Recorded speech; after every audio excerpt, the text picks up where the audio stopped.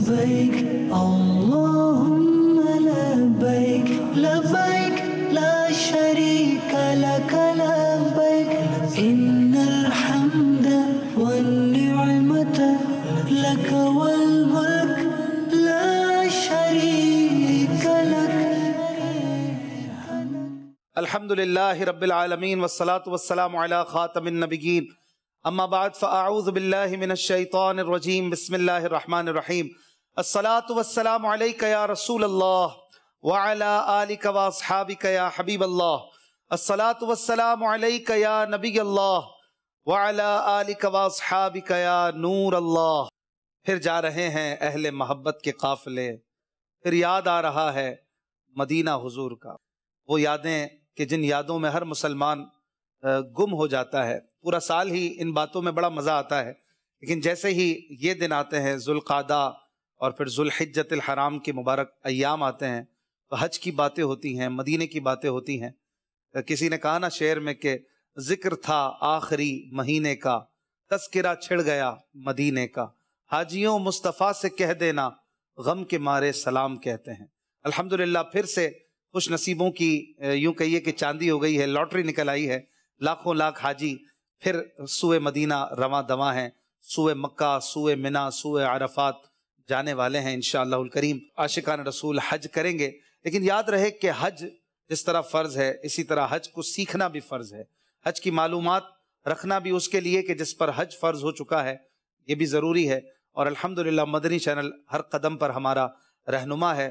دعوت اسلامی اور امیر اہل سنت کی ہمیشہ یہ کوشش رہی کہ عاشقان رسول کو جہالت سے نکال کر علم کی روشنی انہیں دی جائے، اور مدنی چینل پر اسی حوالے سے ہر ایونٹ پر کچھ نہ کچھ ایسے پروگرامز پیش کیے جاتے ہیں کہ جن میں علماء کرام، مفتیان کرام بڑی جانفشانی کے ساتھ علم دین سکھایا کرتے ہیں. اور یہ پروگرام بھی ماشاءاللہ پچھلے کئی سالوں سے احکام حج کے نام سے استاد العلماء قبلہ مفتی علی اصغر عطاری صاحب دامت برکاتہم العالیہ فرما رہے ہیں. اور آپ نہ صرف سوالات کے جوابات دیتے ہیں بلکہ خوبصورت پریزنٹیشنز کے ساتھ آپ کو اسکرین پر SMD پر بڑے پیارے انداز میں ایک ایک بات کو تفصیل کے ساتھ کھول کر بتانے کی کوشش فرماتے ہیں. اور صرف یہ ایک پروگرام نہیں بلکہ اس کے پیچھے کئی گھنٹوں کی یا کئی دنوں کی محنت کے بعد یہ پروگرام ترتیب دیا جاتا ہے. میں چاہتا ہوں کہ آپ تمام ناظرین، بالخصوص وہ جو حج پر جانے کا ارادہ رکھتے ہیں، آپ کی فیملی میں سے کوئی جا رہا ہے، رشتہ داروں میں سے کوئی حج پر جا رہا ہے، لازمی ان 4 پروگرامز کو ضرور دیکھنے کی سعادت پائیں. مفتی علی اصغر عطاری صاحب سے انشاءاللہ ہم سوالات کے جوابات بھی لیں گے، اور آپ کیا بیان فرمائیں گے آج اس کی طرف بھی بڑھیں گے. ہمارے ساتھ بہت ہی خوبصورت نعت خواں محترم حاجی امین عطاری صاحب بھی ہیں، انشاءاللہ ان سے کلام بھی سنیں گے، نعتیں بھی ہوتی رہیں گی، مکے مدینے کی باتیں بھی ہوتی رہیں گی. مفتی صاحب آج کے پروگرام میں ظاہر ہے کہ 4 ایپیسوڈز ہیں تو تھوڑا تھوڑا بیان ہوگا. آج ہم کیا سیکھیں گے آپ ہمارے ناظرین کو بتائیے. اللہ نے چاہا تو ہمارے 4 نہیں 5 پروگرام ہوں گے. اچھا 5 حج پر 4 پروگرام کر رہے ہیں، اور 5واں جو پروگرام ہے وہ ذکر مدینہ پر ہوگا. ذکر مدینہ ہوگا. مدینہ منورہ کی زیارت کی اہمیت، اس کے آداب، اس کا طریقہ، اور ذکر رسول ہوگا، ذکر شہر رسول ہوگا اللہ نے چاہا تو. دیکھیے آج جو ہے ویسے تو کئی سیگمنٹ پروگرام میں شامل ہیں، ان کی تفصیل آپ بتائیں گے. جو آج مرکزی پریزنٹیشن ہوگی وہ اس بات پر ہوگی کہ 3 طرح کا حج ہوتا ہے: حج قران، حج تمتع، حج افراد. ان میں کیا فرق ہے، اور اس کے بعد یہ جو حج کرنے والے ہیں کس کس جگہ اور کس کس مقام سے احرام باندھیں گے. کیونکہ پہلا مرحلہ ہوتا ہے کہ کس نے کہاں سے احرام باندھنا ہے، اور اس پہلے ہی مرحلے میں بہت ساری غلطیاں ہو رہی ہوتی ہیں. تو اللہ نے چاہا تو فوکس کر کے آج ہم اسی چیز پر گفتگو کریں گے انشاءاللہ، اور سوالات کے جوابات بھی دیں گے. ٹھیک ہے. اس کے ساتھ ساتھ آج ہم ناظرین کو ایک سیگمنٹ ہے آثار حرمین طیبین. اس میں مسجد خیف، مسجد نمرہ اور مسجد مشعر الحرام کے حوالے سے پیاری پیاری باتیں بتائیں گے. آپ کو کچھ امیجز وغیرہ بھی ہو سکتا ہے دکھائیں گے، اور ہمارے عبدالاحد بھائی سے بھی کچھ سوال جواب ہوں گے، ان سے بھی ہم سیکھیں گے حج کی تیاری کیسے کریں، حج کا ادب کیا ہے، کیا کیا نیتیں ہونی چاہیے. ظاہر ہے کہ نیتوں پر ہی ثواب کا دار و مدار ہوتا ہے، ہم نے ہمیشہ سے یہ سیکھا ہے.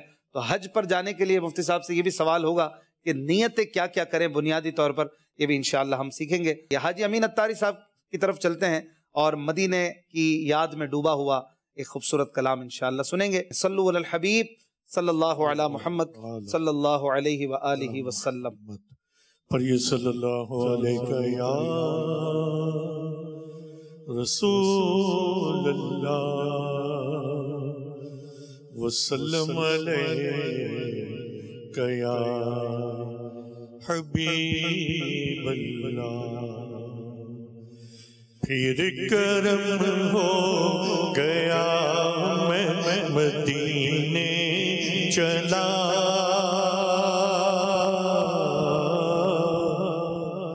پھر کرم ہو گیا میں مدینے چلا، پھر کرم ہو گیا میں مدینے چلا، میں مدینے چلا، میں مدینے چلا، میں مدینے چلا، میں مدینے چلا، پھر کرم ہو گیا میں مدینے چلا، ساقیاں میں پلا میں مدینے چلا، ساقیاں میں پلا میں مدینے چلا، مست بے خود بنا میں مدینے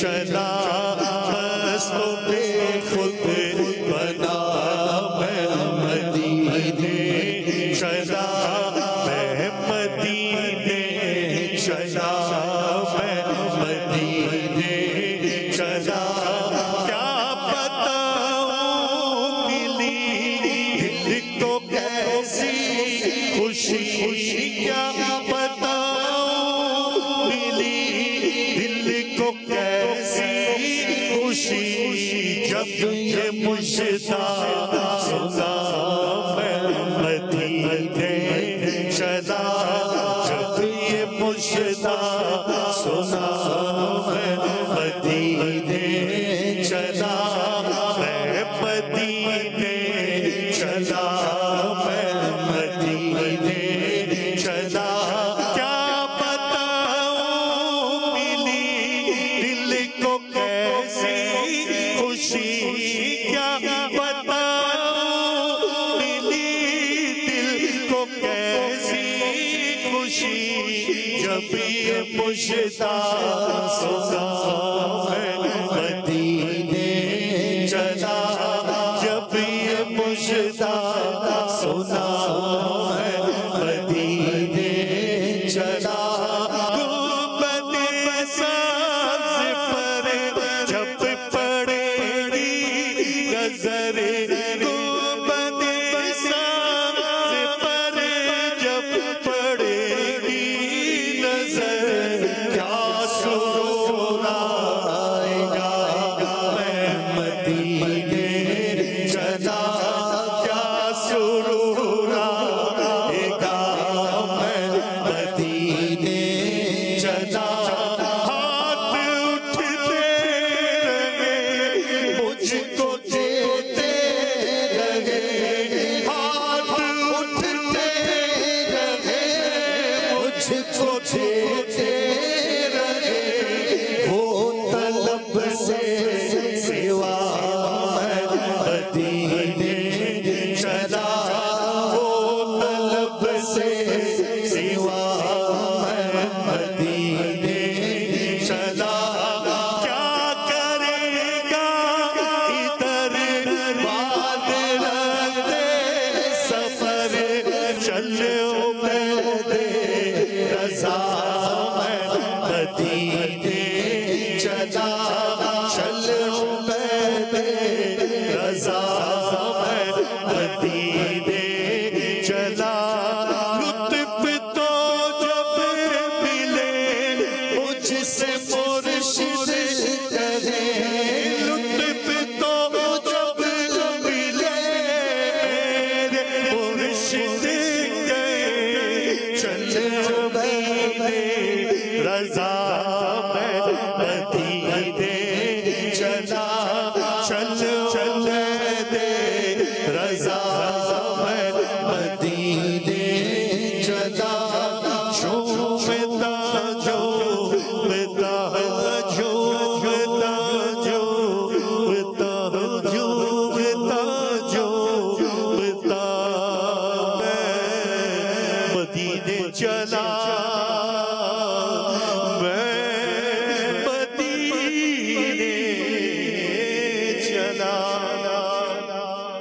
سبحان اللہ، ماشاء اللہ ماشاء اللہ۔ جناب محمد امین اتاری صاحب بڑا خوبصورت کلام ہمیں سنا رہے تھے مدینے جانے کے حوالے سے۔ یقیناً کروڑوں دل مچل رہے ہیں اور چاہتے ہیں کہ حج کریں، حج کی سعادت ملے، اور چند خوش نصیب، چند لاکھوں کو اس بار موقع ملا ہے انشاءاللہ الکریم۔ اور ویسے جو ٹاپک ہے حج کے حوالے سے، یہ سبھی کے لیے یقیناً مفید ہے، آج نہیں تو کل انشاءاللہ الکریم تمام عاشقان رسول کوشش کریں گے، اللہ پاک بلائے گا، نبی کریم صلی اللہ علیہ وآلہ وسلم کے کرم سے ہم بھی مدینے جائیں گے اور حج کریں گے۔ مفتی صاحب، ویسے یہ سمجھا جاتا ہے کہ حج کے جو مسائل ہیں یہ انہی کو سیکھنا چاہیے یا وہی سنیں جو حج پر جا رہے ہیں، باقی ادھر ادھر کسی چینل پہ چلے جائیں، یا دوسروں کے لیے بھی اس میں کوئی فائدہ ہے، وہ کیا نیت کریں؟ دیکھیے، نبی اکرم علیہ الصلوۃ والسلام کی مبارک سیرت، اس کے جاننے کی اہمیت ہر مسلمان کے لیے ہے، اور سیرت کا ایک سب سے اہم حصہ ہوتا ہے پیارے آقا علیہ الصلوۃ والسلام نے کیا کیا کیا۔ ایک حصہ تو یہ ہے نا کہ آپ کے کمالات، آپ کے فضائل، آپ کے اوصاف، آپ کے معجزات، سیرت کا ایک حصہ یہ بھی ہے جی۔ ایک حصہ یہ ہے کہ پیارے آقا علیہ الصلوۃ والسلام کے معمولات کیا تھے، افعال کیا تھے، کیا کرتے رہے۔ جو سفر حج ہے پیارے آقا علیہ الصلوۃ والسلام کا، ایک طرف تو سیرت کے ان پہلوؤں کو کور کرتا ہے۔ جب ہم حج کے متعلق سنتے ہیں کہ جی اس میں سنت کیا ہے، اس میں فرض کیا ہے، اس میں واجب کیا ہے، تو پیارے آقا علیہ الصلوۃ والسلام کی سیرت بھی پتہ چلتی ہے اور تعلیمات بھی پتہ چلتی ہے۔ پھر 5 ارکان میں سے ایک رکن ہے، اس رکن کے متعلق قرآن نے بیان فرمایا، اس رکن کے متعلق احادیث نے بیان کیا۔ بلکہ میں سمجھتا ہوں کہ نماز کا ذکر قرآن نے اجمالی دیا، اور نماز کی جزیات پر بھی قرآن نے بہت بحث کی ہے۔ 35 کے قریب مختلف احکام جو ہیں خود قرآن نے بیان کیے ہیں، مختلف فرض وغیرہ، واجبات وغیرہ۔ لیکن حج پر بھی کافی گفتگو کی ہے، حج کے مناسک، عمرے کا ذکر، عمرہ کرنا، طواف کرنا، سعی کے تعلق سے گفتگو کی ہے۔ بلکہ قرآن کی پوری ایک سورت ہی حج کے نام سے، پوری سورت حج کے سورہ متعلق حج ہے۔ کعبہ شریف کا تذکرہ بار بار ہوا ہے، کئی بار ہوا ہے۔ مشعر الحرام کا تذکرہ ہوا ہے، عرفات سے لوٹنے کا تذکرہ ہوا ہے۔ تو یوں قرآن کی جو تعلیمات ہیں مضامین قرآن میں سے ایک اہم موضوع ہے، اور چونکہ صاحب استطاعت پر فرض بھی ہے، تو یوں ذوق بڑھتا ہے، شوق بڑھتا ہے، سیرت نبویہ سیکھنے کو ملتی ہے۔ جو قرآن و حدیث کی تعلیمات ہے، ہمیں ان واقعات کے پس منظر میں، ان تعلیمات کے پس منظر میں، ان مسائل کے پس منظر میں وہ سب بھی سیکھنے کو ملتی ہے۔ اور اس کے ساتھ ساتھ اگر یوں کہیں کہ تصور میں حج بھی ایک طرح سے ہو جاتا ہے، اور یہ وہ باتیں ہوتی ہیں کہ ایک بندہ امیجنری اس دنیا میں پہنچ جاتا ہے کہ احرام بھی پہنا ہوا ہے، اور گھر میں بیٹھے بیٹھے یہ باتیں سن کر جیسے کہ طواف کر رہا ہے تو کبھی وقوف کر رہا ہے، اور اس کا لطف ہی اپنا ہے۔ اچھا، دوسری بات یہ ہے کہ ہم اس دنیا سے ہو کر آئے ہیں، جب ہم پیدا بھی نہیں ہوئے تھے، اچھا، جب ہی ہم اس دنیا میں سے ہو کر آئے ہیں۔ یہ کیسے؟ یہ ایسے کہ جب عالم ارواح میں اللہ رب العزت نے لوگوں سے جو ہے کوئی وعدہ لیا، اور جس نے لبیک کہا اسے حج نصیب ہوگا۔ سبحان اللہ۔ تو لبیک کہنے کا جو تعلق ہے وہ تو عالم ارواح سے ہے۔ صحیح۔ عالم ارواح میں جو ہے کئی مواقع پر خطاب کیا گیا، کئی مواقع پر جو ہیں وہ چیزیں ہوئیں۔ ایک وہ موقع بھی تھا کہ جب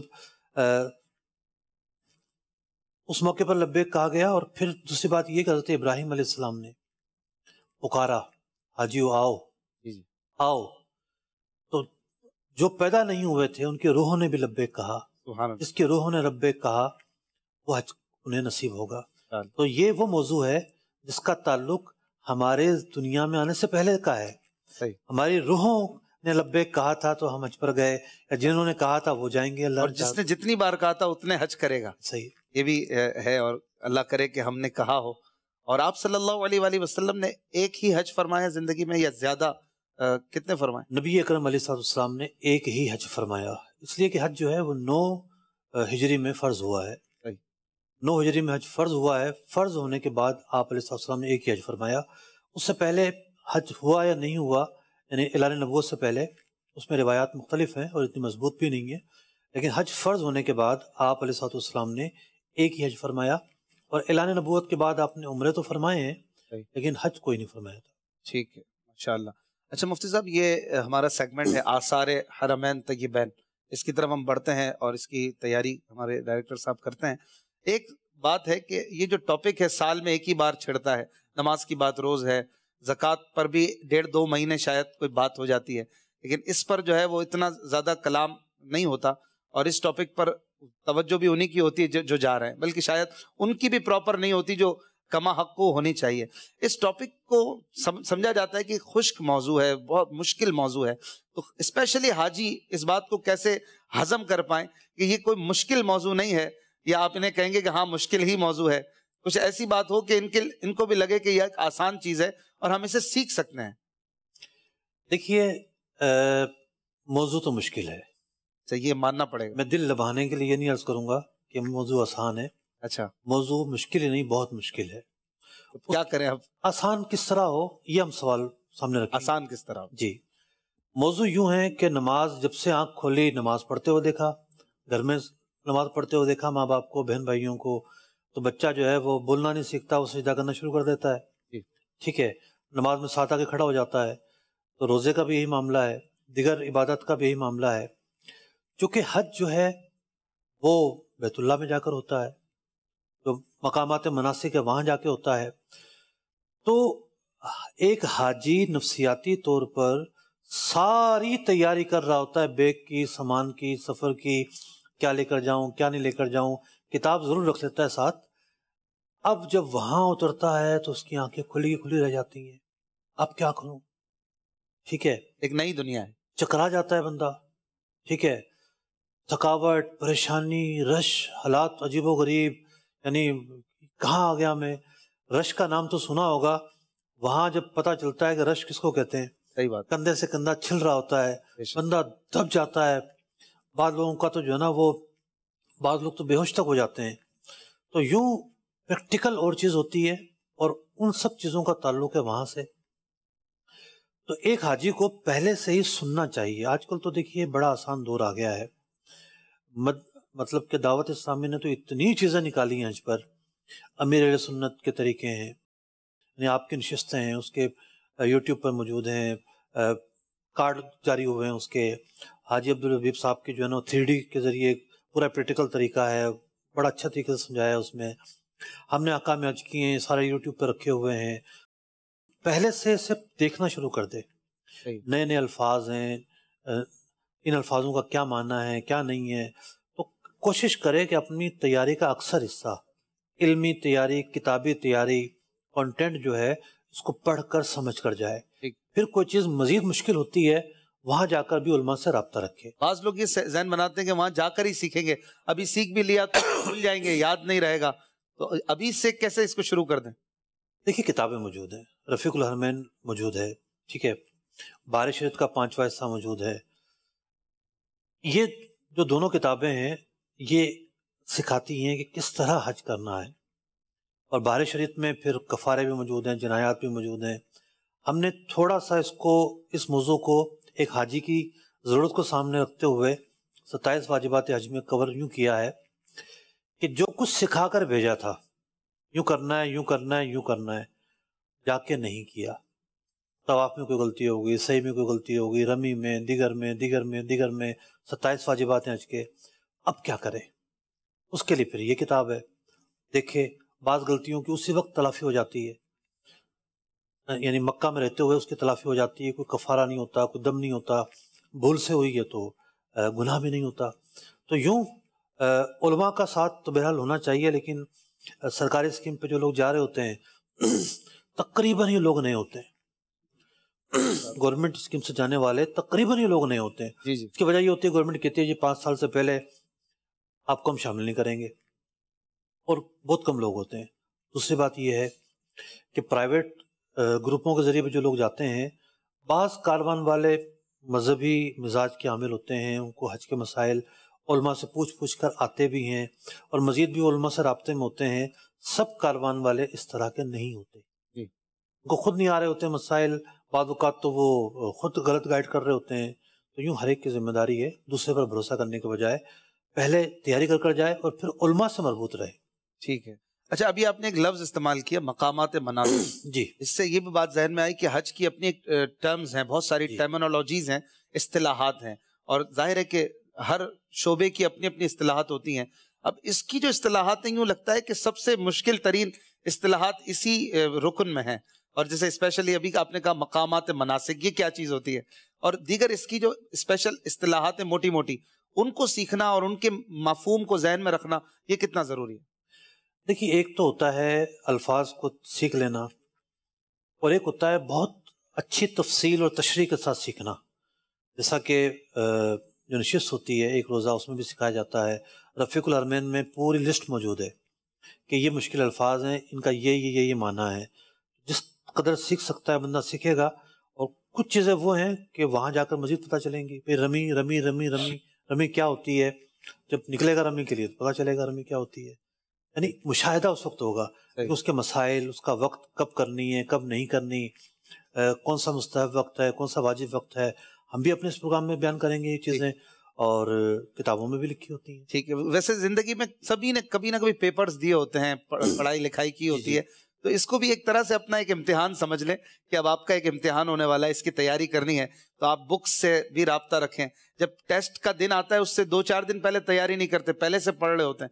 تو اس میں بھی اگر کوشش کریں ابھی سے کتابوں سے ایک تعلق جوڑ لیں، اور پڑھتے پڑھتے پڑھتے پڑھتے حج کے دنوں تک پہنچے تو بہت ساری چیزیں آسان بھی انشاءاللہ ہو جائیں گی. مقامات مناسک کا میں نے پوچھا تھا کہ یہ کیا ہوتے ہیں؟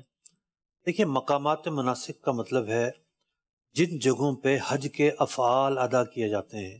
اچھا، وہ جگہ یعنی خانہ کعبہ کے گرد طواف ہوتا ہے، صفا مروہ کے درمیان صحیح ہوتی ہے. 2 مقام یہ ہو گئے، اگرچہ کہ دونوں مقام ملے ہوئے ہیں. جی. صحیح کی جگہ مسجد کا حصہ نہیں ہے، خارج مسجد، خارج مسجد ہے. اچھا، تیسرا جو مقام ہے مینا ہے، مینا کا قیام ہے. چوتھا جو مقام ہے وہ عرفات ہے. جی. یعنی اصل جو حج ہے وہ عرفات میں ہوتا ہے. پانچواں جو مقام ہے مزدلفہ کا مقام ہے. پھر چھٹا جو مقام ہے دوبارہ مینا میں آ کے رمی کی جاتی ہے. تو یہ وہ مقامات ہیں جنہیں مقامات مناسک کہتے ہیں. ٹھیک ہے. مفتی صاحب جوابات دے رہے ہیں. مفتی صاحب سے سیکھتے ہیں کچھ آثار حرمین طیبین سیگمنٹ میں چند پیارے پیارے مقامات کے بارے میں کچھ دلچسپ معلومات. نام ہے سیگمنٹ کا آثار حرمین طیبین. لبیک اللہم لبیک.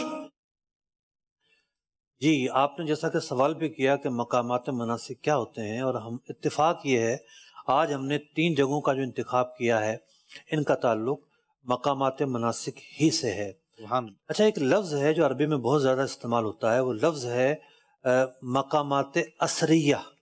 اچھا، سے مقامات اثریہ، الف سے، الف سے را. اثر کہتے ہیں نشان کو. تو اس لفظ کا معنی یہ ہے کہ پیارے آقا علیہ السلام سے منسوب مقامات.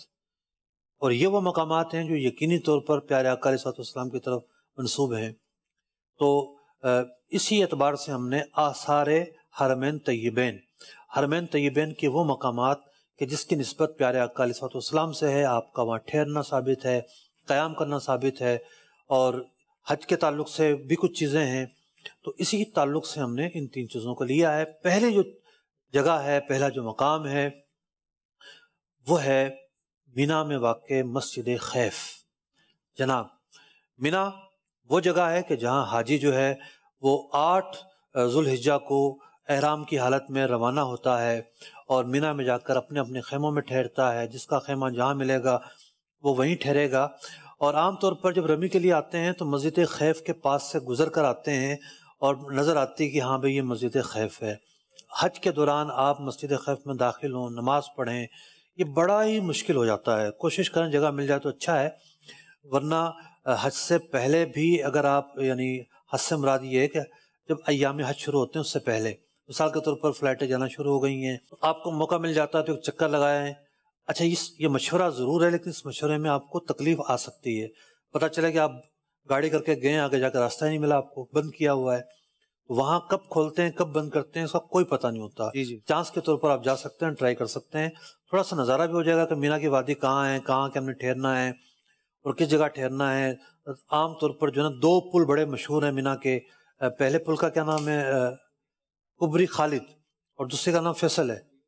دوسرے کا نام کبری فیصل ہے. کبری کہتے ہیں وہاں پہ پل کو، تو برج کو.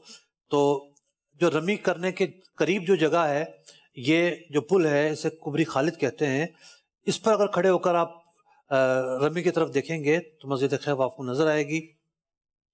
اور مسجد خیف کیا ہے؟ ایک بہت ہی مبارک جگہ ہے. احادیث میں آتا ہے کہ 70 انبیاء علیہ السلام نے یہاں نماز ادا کی ہے. اللہ اللہ. جس میں سے حضرت موسیٰ علیہ السلام بھی ہیں. حضرت آدم علیہ السلام نے یہاں نماز ادا فرمائی ہے. بعض روایتوں میں یہ آتا ہے، طبرانی شریف وغیرہ میں ہے، کہ 70 انبیاء علیہ السلام کے مزارات اس مسجد میں موجود ہیں. پیارے آقا علیہ السلام نے بھی یہاں نماز ادا فرمائی. اور پیارے آقا علیہ السلام کا جو مبارک خیمہ تھا مینا میں، جو آپ علیہ السلام نے قیام فرمایا، وہ اس مسجد کے قریب قیام فرمایا. اس مسجد کے قریب قیام کرنا بہتر ہے، لیکن آج حاجی کو جہاں جگہ ملے گی، اس سے جہاں خیمہ الاٹ کیا جائے گا وہ وہیں جا کر ٹھہرے گا. اس کے علاوہ وہ کہیں نہیں ٹھہر سکتا. اچھا، یعنی خیموں کے نمبر ہوتے ہیں، اور جب بھی آپ مینا میں جائیں تو اس بات کا خیال رکھیں کہ کون سا روڈ ہے. بڑے بڑے روڈ ہوتے ہیں، مرکزی روڈ ہوتے ہیں کچھ. کون سا روڈ ہے، اس روڈ کی کون سی گلی میں آپ کا خیمہ ہے. بندہ باہر نکلتا ہے، واپس آتا ہے تو خیمہ ہی نہ ملے. وجہ اس کی یہ ہوتی ہے کہ سارے خیمے ایک جیسے، سارے لوگوں کے لباس ایک جیسے. آپ کس سے پوچھے، کون بتائے کون سی گلی، کون سی جگہ، کون سا مقام. تو مسجد خیف کے تعلق سے چند باتیں میں نے آپ کی خدمت میں عرض کی. چونکہ خیف کہتے ہیں اونچے مقام کو، قدر اونچے مقام پر یہ مسجد واقع ہے. آج کل اگرچہ کہ ہمیں یہ اونچائی نظر نہیں آتی، لیکن پہلے زمانے میں یہ اونچائی بہت واضح تھی کیونکہ پہاڑیاں کٹتی رہی ہیں. اچھا اشفاق بھائی، اس مسجد کے ایک طرف تو رمی کرنے کی جگہ ہے. رمی کرنے کی جگہ وہ جگہ ہے کہ جہاں حضرت ابراہیم علیہ السلام جو ہے وہ شیطان انہیں وسوسہ دے رہا تھا اور آپ نے کنکر ماری قربانی کے لیے بیٹے کو لے کے. جی. اور اس کے سامنے جو ہے وہ جگہ ہے کہ جہاں پر جنت سے جو مینڈا آیا، سامنے جو پہاڑی ہے اس کے، جنت سے جو مینڈا آیا، اس مینڈے کو جو قربان کیا گیا. مسجد قبش وہاں ایک زمانے میں ہوا کرتی تھی، آج کل تو وہ نظر نہیں آتی. ہو سکتا اوپر کوئی آثار ہو، لیکن اوپر چڑھنے کا کبھی اتفاق نہیں ہوا. وہاں بھی ایک چھوٹا سا ٹیلا بنایا ہوا ہے، ایک چھوٹا سا ٹیلا بنا کے طور پر. اس مسجد کے مسجد خیف کے قریب میں ایک غار کا تذکرہ ملتا ہے. اور ایک روایت بھی ملتی ہے کہ پیارے آقا علیہ السلام پر ایک سورت مبارکہ نازل ہوئی. یہاں پر آپ تشریف فرما تھے، آپ یہ تعلیم دے ہی رہے تھے کہ اچانک ایک سانپ ایک صحابی رسول پر جھپٹا. تو انہوں نے پھینکا اور مارنا چاہا، اس سے پہلے وہ بھاگ گیا. پیارے آقا علیہ السلام نے فرمایا جس طرح تم مجھ سے بھاگے اسی طرح وہ تم سے بھاگ گیا. یعنی دونوں نے ایک دوسرے کو نقصان نہیں پہنچایا. تو وہ بھی ایک غار ہے، اور علماء نے لکھا کہ جی اس میں بھی جایا جائے، لیکن اس غار کا اب تو کوئی متعین طور پر نہیں پتا مجھے. ممکن ہے پتہ جن کو ہوتا ہے ان کو پتا ہو. اچھا. تو لوگ شوق رکھتے ہیں، مطالعہ کرتے رہتے ہیں. یہ ہوتا ہے کتابوں کی اسٹڈی نہیں ہوتی، یہ ہوتی ہے جغرافیائی اسٹڈی. جا کے سینہ بسینہ چیزیں چلی آ رہی ہوتی ہیں، پھر جا کے معلومات ہوتی ہیں. تو ہم آگے بڑھتے ہیں. دوسرا جو ہمارا مقام ہے وہ ہے مسجد نمیرہ. حاجی حج کرتے ہیں، 9 ذوالحجہ کو حج ہوتا ہے. حج کرنے کے لیے حاجی جمع ہوتے ہیں میدان عرفات میں. پیارے آقا علیہ السلام جب مینا سے روانہ ہوئے، یعنی سورج نکلنے کے بعد آپ علیہ السلام مینا سے روانہ ہوتے ہیں. مینا سے روانہ ہونے کے بعد آپ علیہ السلام قصوہ اونٹنی پر سوار ہیں، اور آپ کے لیے خیمہ نصب کر دیا گیا تھا. بالوں کا بنا ہوا خیمہ تھا، اور وہ خیمہ جس جگہ نصب کیا گیا وادی ارنا جو ہے وہ عرفات کے سنگم پر ہے. جہاں عرفات کی حدود شروع ہوتی ہے اس سے پہلے جو وادی ارنا کہلاتی ہے. ارنا جو وادی ارنا ہے وہ عرفات کا حصہ نہیں ہے، اور اس کے بعد عرفات شروع ہو جاتا ہے. اب حسن اتفاق دیکھیے آپ کہ پیارے آقا علیہ السلام کا جو خیمہ تھا وہ نصب کیا گیا وادی ارنا میں، عرفات سے باہر. آپ علیہ السلام جا کر وہاں قیام فرما ہوئے، اور جب زوال ڈھلتا ہے، یعنی زوال کا وقت ختم ہوتا ہے، تو پھر آپ علیہ السلام قصوہ اونٹنی پر بیٹھتے ہیں اور عرفات میں داخل ہو جاتے ہیں. یہی وجہ ہے کہ چونکہ آپ نے وہاں قیام کیا تھا، آج جو یہ مسجد نمیرہ بنائی گئی ہے ان دونوں جگہوں کو شامل کر کے بنائی گئی ہے. واہ، باہر کی جگہ بھی آ گئی، باہر کی جگہ بھی آ گئی کہ پیارے آقا علیہ السلام نے جہاں قیام کیا، اور عرفات کی جگہ بھی آ گئی. لیکن حاجی جو ہے اس کے لیے ضروری ہے کہ ظہر کا جو وقت ہے جب جیسے شروع ہوا ہے، احرام کی حالت میں ہو، حج کا احرام باندھا ہوا ہو، اور وہ ایک لمحے کے لیے کم از کم اس جگہ میں پایا جائے عرفات میں، تب وہ حاجی کہلائے گا۔ البتہ اس کے لیے واجب یہ ہے کہ جب بھی وہ عرفات میں آیا ہے، مغرب تک، یعنی تھوڑا سا اندھیرا ہو جائے، غروب آفتاب تک وہ عرفات نہ چھوڑے۔ صحیح۔ البتہ اگر کوئی حاجی فجر کے وقت سے پہلے تک کسی بھی وقت میں، یعنی ظہر کا وقت شروع ہوا فجر سے پہلے تک، 10ویں کی فجر، جی 10ویں کی وجہ کی ایک طرح سے، تو ایک لمحے کے لیے بھی عرفات میں آ گیا تو وہ حاجی کہلائے گا۔ لیکن ایک اس کا واجب وقت ہے۔ واجب وقت یہ ہے کہ وہ جب بھی آیا ہے، آنے کے بعد مغرب تک وہاں رکے گا۔ آنے کا جو وقت ہے وہ ظہر کے بعد کبھی بھی؟ کبھی بھی۔ صحیح۔ اچھا، اب پیارے آقا علیہ السلام کا خیمہ نشستہ وادی ارنا میں، وادی ارنا ہی کی ایک جگہ کا نام تھا نمیرہ۔ اچھا، نمیرہ کی کوئی خاص مطلب کوئی نسبت والی خصوصیت نہیں ہے، اس جگہ کا نام تھا۔ تو چونکہ پیارے آقا علیہ السلام نے وہاں قیام فرمایا تو اس لیے مسجد بنائی گئی، وہاں پر مسجد بھی نہیں تھی۔ صحیح۔ یعنی شروع سے ہی یہ صدیوں سے چلا آ رہا ہے کہ جہاں پیارے آقا علیہ السلام نے قیام فرمایا ہو وہاں اس شاخ نے مسجد بنا دی، واہ، اور وہاں آ کے وہ نمازیں پڑھتے تھے، برکتیں حاصل کیا کرتے تھے۔ تو یہی وجہ ہے کہ آخر وادی ارنا میں کیوں بنائی گئی مسجد پھر؟ ایک یادگار کے طور۔ ٹھیک ہے نا، اس جگہ کو محفوظ کرنے کے لیے، اس جگہ کی برکتیں حاصل کی جائیں۔ واہ۔ احناف کے نزدیک تو ایسی کسی بات کی اہمیت نہیں ہے کہ آپ پہلے اس جگہ میں آئیں، وادی ارنا میں آئیں، ٹھیک ہے، اس خیمے کی جگہ پر، پھر آپ عرفات میں آئیں۔ البتہ شوافے کے یہاں اس کی اہمیت ہے، پہلے وہاں جائیں پھر آگے بڑھیں۔ پھر آگے بڑھیں، ان کے یہاں اس کی اہمیت ہے۔ تو اس وجہ سے بھی جو ہے نا اس احاطے کو پورا مسجد بنایا گیا ہے۔ تو پیارے آقا علیہ السلام جب وقت شروع ہوتا ہے وقوف کا تو آپ علیہ السلام داخل ہوتے ہیں عرفات میں۔ داخل ہونے کے بعد آپ علیہ السلام سب سے پہلے خطبہ حجۃ الوداع بیان فرماتے ہیں۔ قصوہ اٹھنے پر آپ سوار ہیں، اور بڑا تفصیلی خطبہ ہے جو آپ علیہ السلام نے اس موقع پر بیان فرمایا، اور وہ انسانیت کا چارٹرڈ ہے، حقوق انسانی کا ایک آئین ہے۔ اس کے اندر دین بھی ہے، دنیا بھی ہے، نظام حیات بھی ہے، نظام معاشرت بھی ہے، نظام معاملات بھی ہے۔ ایک بہت تفصیلی اور جامع خطبہ ہے۔ اس کو ہم ایک سال ایسا بھی تھا کہ جس سال ہم نے پیارے آقا علیہ السلام کے سفر حج کو کور کیا، یعنی اس کی کچھ باتیں بیان کی، پورا تو بیان نہیں ہو سکا تھا، اور حجۃ الوداع کے خطبے پر بھی تفصیلی گفتگو ہم نے کی تھی۔ یہ خطبہ کہاں ہوا تھا؟ مسجد نمیرہ میں یا جبل رحمت؟ دیکھیے، مسجد نمیرہ کا تو مطلب یہ ہے نا کہ دونوں جگہ شامل ہے۔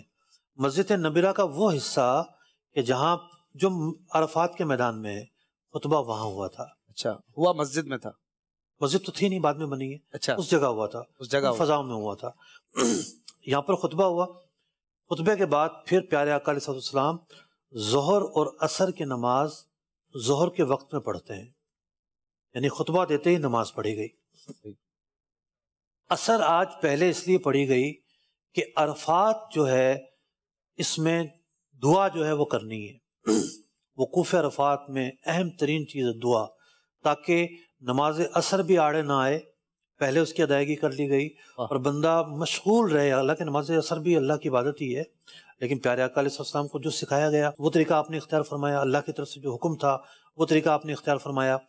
تو ظہر کے وقت میں عصر بھی پڑھ لی گئی۔ تو جو شرائط ہیں نماز جمع کرنے کی عرفات میں فی زمانہ تو وہ نہیں پائی جاتی، اس لیے ہم عصر کے وقت میں عصر اور ظہر کے وقت میں ظہر پڑھتے ہیں۔ البتہ مزدلفہ میں آج بھی مغرب اور عشاء ملانی ہوتی ہے، اس کا ملانا واجب ہے، جبکہ وہ شرائط پائے جائیں، بعض ایسی صورتحال بن جاتی ہے کہ پھر ملانا ضروری نہیں ہوتا۔ اب آپ علیہ السلام نے نماز ادا فرمائی، اور نماز ادا کرنے کے بعد دوبارہ اٹھنے پر سوار ہوئے، اور پھر آپ کا رخ تھا جبل رحمت کی جانب۔ جبل رحمت کے پاس جو کالی چٹانیں ہیں، ان کالی چٹانوں کے پاس آ کر آپ نے وقوف عرفات فرمایا۔ وہاں آپ کے دائیں جانب جو ہے وہ جبل مشات تھا، اور آپ کا رخ قبلہ شریف کی طرف تھا، اور وہاں آپ نے غروب تک قیام فرمایا۔ تو یوں یہ 3 سٹیپس ہمارے سامنے آئے۔ پیارے آقا علیہ السلام کا اس سے پہلے وادی ارنا میں رکنا علماء نے لکھا ہوا ایک اتفاق تھا، اس کی کوئی دینی حیثیت نہیں ہے۔ یہ وجہ ہے کہ وہاں عرفات سے پہلے جانا مستحب ہو یا سنت ہو، یہ ہمارے نزدیک نہیں ہے۔ آپ نے خطبہ دیا، نماز ادا فرمائی اور اس کے بعد وقوف فرمایا۔ اب حاجیوں کو خیمے الاٹ ہو جاتے ہیں، کسی کا خیمہ جو ہے وہ دور ہوتا ہے، کسی کا قریب ہوتا ہے، جس کا جہاں خیمہ ہو خدا کے لیے وہ وہیں رہے، اور شدت کی گرمی ہوتی ہے وہیں رہے۔ تمام ہوائی جہاز سے فارغ ہونے کے بعد وقوف کا وقت شروع ہو، ظہر پڑے اور دعا میں مصروف ہو جائے۔ اگر اجتماعی دعا ہو رہی ہے کھلے آسمان میں دعا کرے، کھلے آسمان میں بھی جب کرے گا جب تھوڑا سا ٹھنڈ ہو جائے گی، شام ہو جائے، دھوپ میں تو کیسے نکلے گا وہ۔ اور بہت سارے لوگ کوشش کرتے ہیں جی ہم نے جبل رحمت کی طرف جائیں، نہ، وہاں جانا ضروری نہیں ہے، مستحب یہی ہے، افضل یہی ہے کہ پیارے آقا علیہ السلام کا جہاں وقوف تھا وہاں جگہ مل جائے۔ لیکن ہر بندہ وہاں کیسے جا سکتا ہے؟ اگر چلا گیا تو واپس کیسے آئے گا؟ پتہ نہیں چلے گا خیمہ کہاں تھا۔ تو دوسرا ہمارا مقام تھا مسجد نمیرہ۔ اچھا، اس کو لوگ مسجد نمرہ بھی کہتے ہیں، تو ایکچوئل لفظ نمیرہ ہے۔ میں بڑی جو نا کوشش کے ساتھ تلفظ دیکھ کر آیا تھا، 2-3 کتابیں میں نے نکال لی اور جناب ان سے باقاعدہ تلفظ دیکھا، اعراب دیکھے۔ نمیرہ لفظ ہے، ایکچوئل نمیرہ ہے، نمیرہ ہے، میم کے نیچے زیر ہے۔ صحیح۔ تو بحر عمیق کے اندر جو ہے یہ بیان کیا گیا، دیگر کتابوں میں یہی بیان کیا گیا۔ اب آتے ہیں تیسرا مقام۔ تیسرا جو مقام ہے اس کا تعلق ہے مزدلفہ سے۔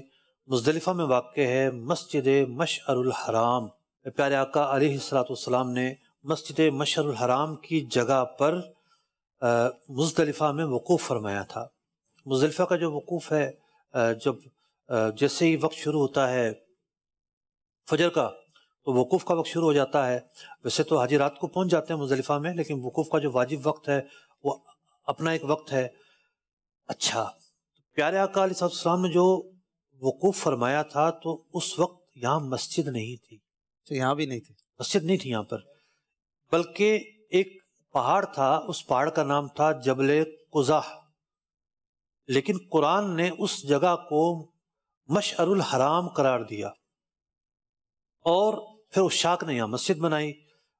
میں نے بعض کتابوں میں پڑھا کہ 3ری صدی سے یہاں مسجد قائم کی گئی اور اس کے بعد وہ وسیع ہوتی چلی گئی اور آج بہت بڑی مسجد وہاں بنائی ہوئی ہے۔ ہمیں تو کبھی اس کے قریب جانے کا موقع نہیں ملا۔ وجہ یہ ہے کہ جب مزدلفہ میں پہنچتے ہیں تو جہاں جگہ ملتی ہے وہیں ٹھہرنا ہوتا ہے، تو افضل یہ ہے کہ اس کے پاس ہی ٹھہرا جائے بشرطیہ کہ جگہ مل جائے، کیونکہ وہاں کوئی خیمے تو ہوتے نہیں ہیں، جو جہاں جاتا ہے وہاں جا کے لیٹ جاتا ہے۔ اب میلوں میل دور تک جناب مزدلفہ پھیلا ہوا ہے، تو جس کو جہاں جگہ ملے، اس کے علاوہ کبھی موقع ملے تو مسجد مشعر الحرام میں جا کر، ویسے بندی ہوتی ہیں یہ پورا سال کھلتی نہیں، فضاؤں کو جا کر بندہ قریب سے دیکھ سکتا ہے۔ جیسا کہ مسجد خیف کے بارے میں نے پڑھا کہ یہاں علماء بطور خاص علم کی محفل سجایا کرتے تھے، اور مسجد خیف میں پورا سال جو ہے وہ علم کے حلقے سجے رہتے تھے۔ قرآن مجید فرقان حمید میں مسجد مشعر الحرام کی جو جگہ ہے، واضح رہے کہ قرآن میں مشعر الحرام کا لفظ آیا ہے، مسجد بعد میں بنی ہے، اس جگہ کو مشعر الحرام کہا گیا ہے۔ آئیے ان آیات مبارکہ کی تلاوت سنتے ہیں۔ ليس عليكم جناح أن تبتغوا فضلا من ربكم فإذا أفضتم من عرفات فاذكروا الله عند المشعر الحرام واذكروه كما هداكم وإن كنتم من قبله لمن الضالين۔ تم پر کچھ گناہ نہیں کہ اپنے رب کا فضل تلاش کرو، تو جب عرفات سے پلٹو تو اللہ کی یاد کرو مشعر حرام کے پاس اور اس کا ذکر کرو جیسے اس نے تمہیں ہدایت فرمائی، اور بے شک تم اس سے پہلے بہکے ہوئے تھے۔ یہ 3 آثار حرمین طیبین ہو گئے۔ جی ماشاءاللہ، زبردست۔ ہم کچھ کالز کی طرف چلیں گے اور اس کے بعد حاجی عبدالاحد صاحب سے کچھ بات ہم نے کرنی ہے۔ مفتی صاحب بھی کچھ سوال لائے ہیں کہ کرنٹ سینیریو میں آج کل کے حساب سے حاجیوں کو کیا مشکلات پیش آ سکتی ہیں، تو اس پر بھی کچھ بات کریں گے۔ عبدالاحد بھائی کچھ بیان فرمائیں گے، چند کالز دے دیجئے۔ محمد ارسلان اتاری مدینہ الاولیاء ملتان شریف سے بات کر رہا ہوں۔ مدنی چینل بہت ہی پیاری ٹرانسمیشن لے کر آیا ہے، احکام حج احکام حج سلسلے میں مفتی علی اصغر صاحب آپ سے میرا یہ سوال ہے، جس کا پہلا حج ہو اسے کون سا حج کرنا چاہیے، حج تمتع، حج قران؟ اس بارے میں آپ رہنمائی فرمائیں کہ اسے کون سا حج کرنا چاہیے اور اسے کون کون سی نیتیں کرنی چاہیے، اس بارے میں رہنمائی فرمائیں۔ دیکھیے، افضل جو حج ہے وہ تو ہے حج قران۔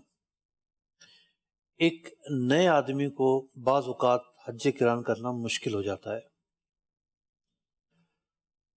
مثال کے طور پر جن کی فلائٹیں بہت پہلے ہیں، فلائٹیں تو شروع ہو گئی ہیں، ٹھیک ہے، اور حج 8 کا شنیدن ہے، 8 جولائی، ٹھیک ہے، اگر اس نے آج سے احرام پہن لیا اور 25-28 دن تک وہ احرام میں رہا تو بہت فضیلت کی بات ہے، بہت نیکیوں کی بات ہے، نیکیاں ہی نیکیاں، نیکیاں ہی نیکیاں۔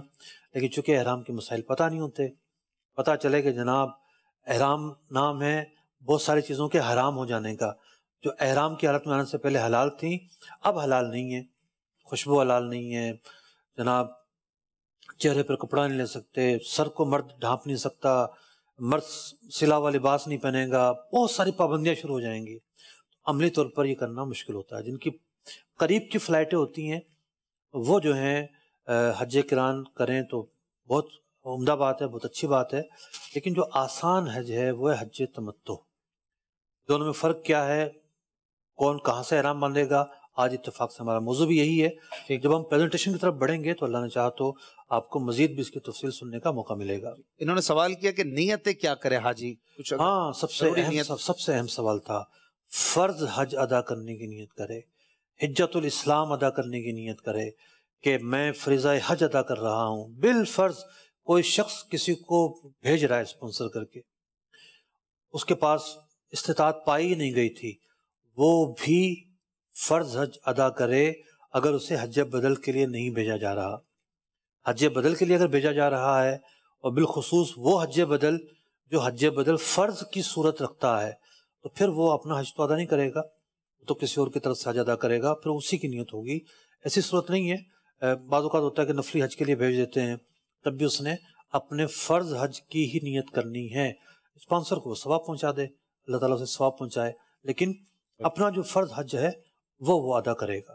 اس کے علاوہ بھی کچھ جیسے ہم نیتیں کرتے ہیں کھانے سے پہلے، پینے سے پہلے، سونے سے پہلے، مدنی قافلے وغیرہ میں، تو یہی کچھ مزید دیکھیں نیت کا بتا دینا۔ نیت کا تعلق آ جاتا ہے کیفیت سے۔ جس پر حج فرض ہے، پہلی دفعہ جا رہا ہے اور فرض بھی ہے، تو وہ تو نیت کرے گا کہ میرے اوپر جو اللہ اور اس کے رسول نے فرض قرار دیا، میں اس عبادت کی ادائیگی کے لیے جا رہا ہوں، صحیح، مطیع بن کے، فرما بردار بن کے، اطاعت گزار بن کے اس فریضے کو ادا کر رہا ہوں جس کا حکم مجھے دیا گیا۔ تو یہ سب سے عمدہ نیت ہے۔ پھر جو مزید نیتیں آتی ہیں کہ ان مقامات سے مشرف ہوگا، اس کے برکتیں پائے گا ان سے جہاں پر آیات نازل ہوئی ہیں، ٹھیک ہے، جہاں پر پیارے آقا علیہ السلام تشریف فرما ہوئے ہیں، جس کا ذکر قرآن نے کیا ہے، جس کا تذکرہ احادیث مبارکہ میں ہے، جو جگہ فیض اور کرم کا منبع ہیں، جو وہ مقامات جہاں دعائیں قبول ہوتی ہیں، جہاں اللہ تعالیٰ کی رحمت برستی ہے۔ اب جو عرفات کا میدان ہے، عرفات کو عرفات کیوں کہتے ہیں؟ کہ حضرت آدم علیہ السلام جب جنت سے آپ نکالے گئے، حضرت حوا علیہ السلام کہیں اور تھیں، آپ کہیں اور تھے، دونوں میدان عرفات میں آ کر ملتے ہیں۔ تو ان دونوں نے یہاں آ کے ایک دوسرے کو پہچانا، اس پہچان کی وجہ سے عرفہ کہلایا۔ یا اس کی وجہ یہ ہے کہ حضرت آدم علیہ السلام کو یا حضرت ابراہیم علیہ السلام کو یا نبی اکرم علیہ السلام کو اس میدان میں حج کے مناسک سکھائے گئے، اس کی معرفت ہوئی، اس بنا پر یہ میدان عرفات کہلایا۔ عرفات یعنی پہچان یا پہچان کی جگہ، پہچان کی جگہ۔ یہ وہ جگہ ہے کہ اللہ رب العزت کو کتنی پسند ہے کہ اللہ رب العزت حقوق العباد کے علاوہ حاجی کے جو وقوف کا وقت ہے، اس وقوف کے وقت میں بندے کے سارے گناہ معاف فرما دیتا ہے، سبحان اللہ، اس کی رحمت متوجہ ہوتی ہے، بندہ مانگ رہا ہوتا ہے، اس وقت کی کیفیات کو زبان سے بیان ہی نہیں کیا جا سکتا۔ جو وہاں کیفیت ہوتی ہے، جو نور برس رہا ہوتا ہے چاروں طرف، اس کی تو بات ہی کچھ اور ہے۔ جو وہاں گئے ہیں انہیں جو لذت محسوس ہوئی ہے، وہاں اولیاء بھی جمع ہیں، اقطاب بھی جمع ہیں، غوث بھی جمع ہیں اپنے زمانے کے، اور 2 انبیاء علیہ السلام ایسے ہیں جو حیات ہیں، حضرت خضر علیہ السلام، حضرت الیاس علیہ السلام، یہ دونوں انبیاء بھی وہاں جمع ہوتے ہیں. اتنی برکتوں کی بات ہے. تو بندہ نیت کرے کہ میں صالحین کی برکتیں پاؤں گا، میں اللہ کے محبوب اور مقربین کی برکتیں پاؤں گا. تو کتنی جو ہے وہ اچھی نیتیں اس کی. اور پھر یہ حج جو ہے بارگاہ رسالت میں حاضری کا وسیلہ ہے. واہ صحیح. اور دوسرے معنی میں کہیے کہ بارگاہ رسالت کی حاضری مقصود تھی کہ ہمیں حج کا موقع ملا، اور بندہ جو ہے حضور علیہ السلام کی بارگاہ میں حاضر ہوتا ہے. اس کے توفیل حج بھی خدا نے کرا دیے. تو بارگاہ نبی کی حاضری جو ہے اس کی بھی نیت کرے. خاص طور پر جب مدینے کا سفر ہے کوئی نیت شامل نہ رکھے. ایک دفعہ یہ نیت کرنا ضروری ہے سفر کرنے والے کے لیے کہ میں صرف اور صرف روضہ نبوی کی زیارت کے لیے جا رہا ہوں. تو یہ بہت ساری نیتیں ہو سکتی ہیں. سبحان اللہ سبحان اللہ. پھر میسر ہو مجھے کاش وقوف عرفہ، پھر میسر ہو مجھے کاش وقوف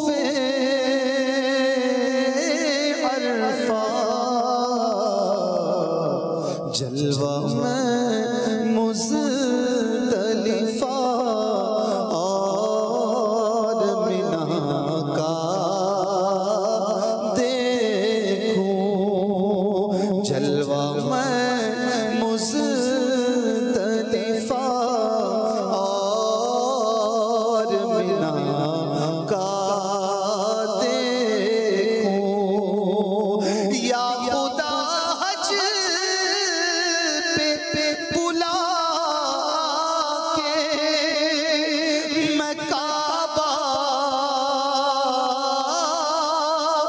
دیکھوں، کاش ایک بار میں پھر میٹھا مدینہ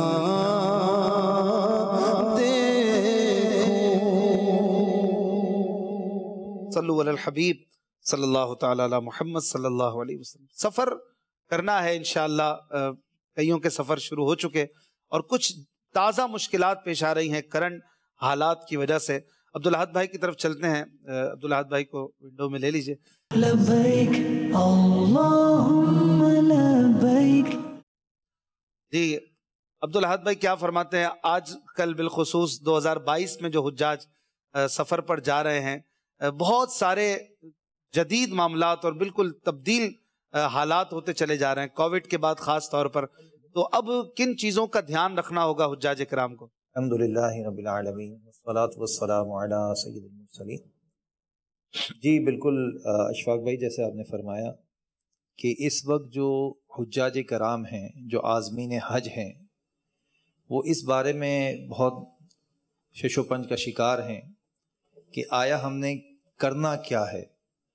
کیونکہ بہت ساری جانے سے پہلے جانے سے پہلے جی کووڈ-19 کی جو سچویشن ہوئی کرونا کے حوالے سے، 2 سال کے بعد یہ حج ہو رہا ہے، اور جو وہاں سے ریسٹرکشن بتائی جا رہی ہیں، جو انہوں نے بہت سی چیزیں اناؤنس کی ہیں، تو وہ اویئرنیس حاصل کرنے کے لیے تقریباً ڈیلی اشفاق بھائی مفتی صاحب اتنی زیادہ کالز اور میسیج کا آتا ہے، کیونکہ مجلس حج و عمرہ معاونت کر رہی ہے حجاج کرام کی.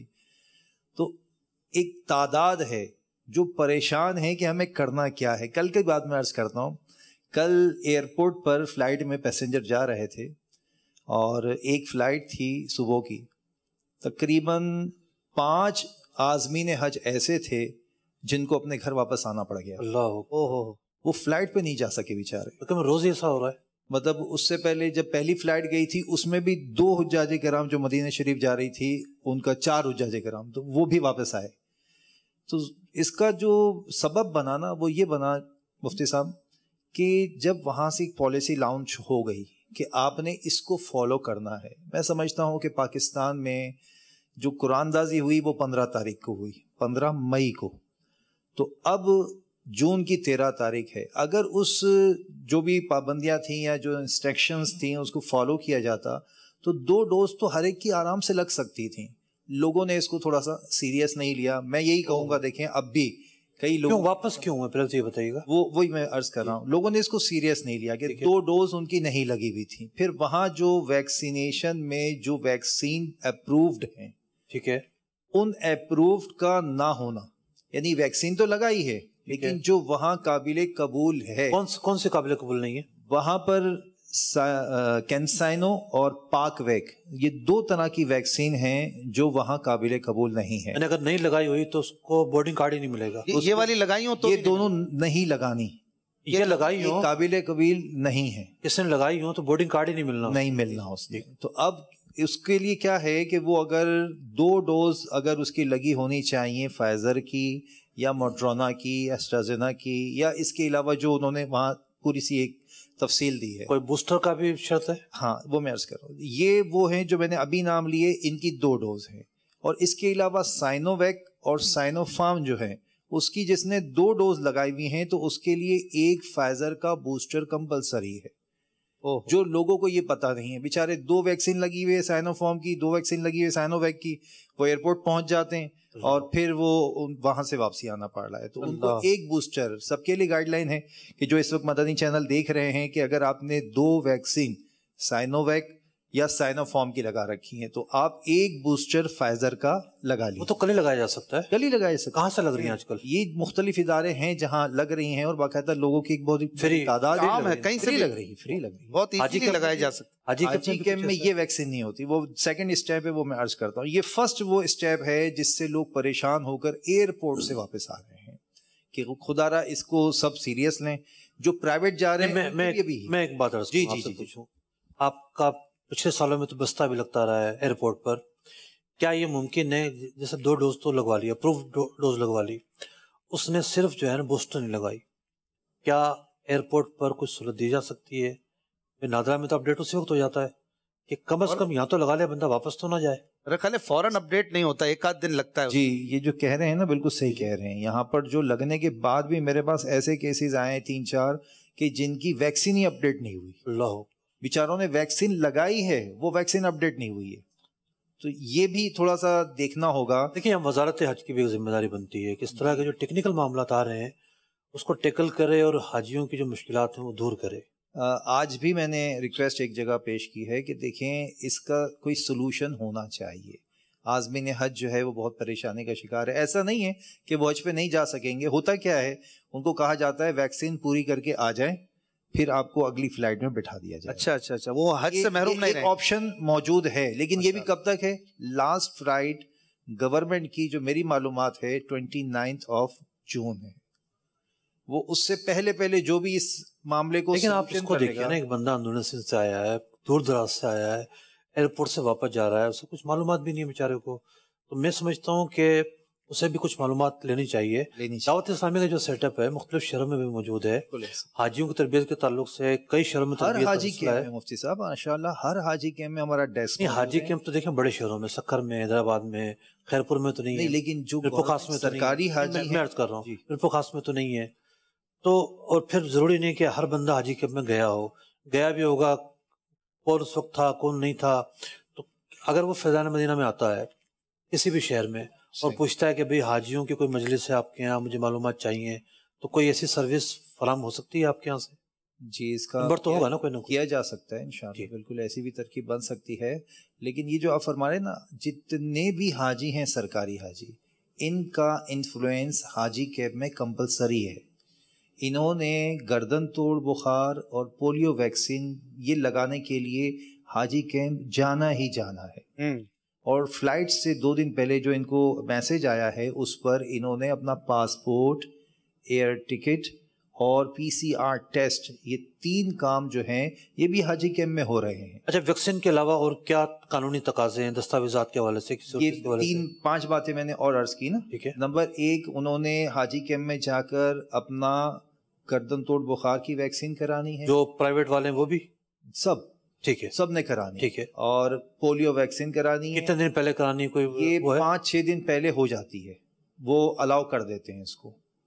5-6 दिन سے پہلے کرانا چاہیں تو جب ویکسین کا اسٹارٹ ہو گیا نا، جو حج پہ جا رہا ہے اس کو الاؤ ہے کہ وہ آ سکتا ہے. ٹھیک ہے. لوگوں کی آسانی اس میں ہوتی ہے کہ وہ 5-6 دن پہلے گئے، اپنی ویکسین کرا لی. اب گردن توڑ بخار کا انجیکشن لگا کے بخار وغیرہ بھی آ جاتا ہے. جی اسی لیے میں اکثر کو یہی مشورہ دے رہا ہوں، جو جیسا آپ نے فرمایا کہ 1-2 دن اگر وہ افیکٹڈ رہتے بھی ہیں تو پاکستان میں ہی ہیں تو یہیں پر وہ اس کو فیس کر لیں گے. یہاں پر جب وہ اپنا ویکسین کرا لیں گے تو ایک یلو فیور کارڈ بنتا ہے، انٹرنیشنل ٹریولنگ کارڈ جو ہوتا ہے وہ ہاتھوں ہاتھ ان کو دیا جاتا ہے، وہ انہوں نے اپنے ساتھ لے کر جانا ہوتا ہے.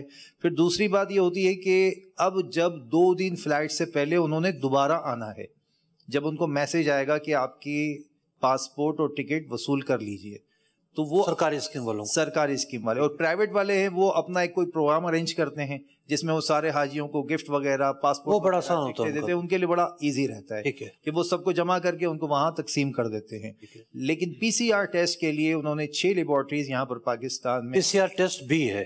پی سی آر ٹیسٹ بھی ہے. اچھا ٹھیک ہے نا. نمبر 1 گردن توڑ بخار، number 2 polio vaccine, number 3 P C R test, number 4 ticket اور نمبر 5 پاسپورٹ. یہ 5 چیزیں جو ہیں نا یہ لازمی اس حاجی نے کرنی ہے. اور پی سی آر کتنے گھنٹے پہلے کا ہونا چاہیے؟ 72 آورس شمار ہے جی.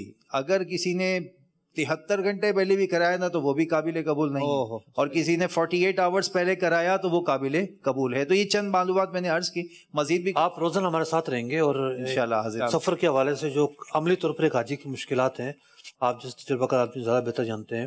تو کل بھی اللہ نے چاہا تو ایک اور موضوع کو لے کے حاضر ہوں گے انشاءاللہ. یہ باتیں بہت ساری ہیں، وقت جو ہے وہ تیزی سے دوڑتا جا رہا ہے. اور ناظرین دیکھیں، صرف آپ کو شرعی مسائل نہیں بلکہ جو ٹریولنگ کے معاملات ہیں جو دنیاوی، وہ بھی مدنی چینل بتا رہا ہے. ایک آدم سوال لے لیتے ہیں اگر ہیں تو پھر ہم کال کی طرف چلیں. کچھ 1-2 کال لے لیں، پھر مفتی صاحب انشاءاللہ پریزنٹیشن کے ذریعے کچھ ابتدائی حج کی باتیں ہمیں بتائیں گے. کال دیجیے. میرا سوال یہ ہے کہ طواف زیارہ اگر کرے اور صحیح نہ کرے تو کیا دم واجب ہوگا یا کیا اس کا کفارہ ہوگا؟